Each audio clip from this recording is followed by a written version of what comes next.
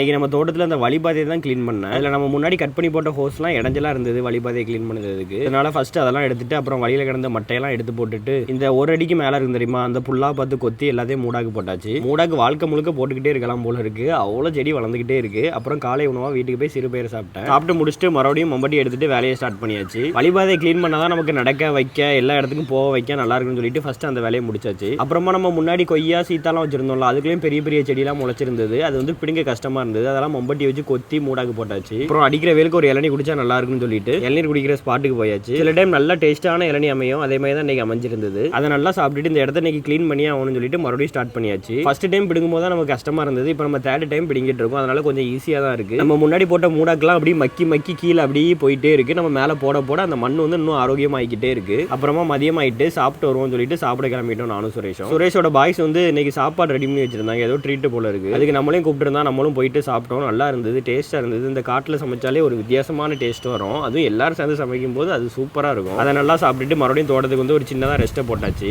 அவ்வளோதான், அப்படி இன்னைக்கு டே முடிச்சாச்சு. அடுத்த வீடியோவில் பார்ப்போம். டாடா பாய்.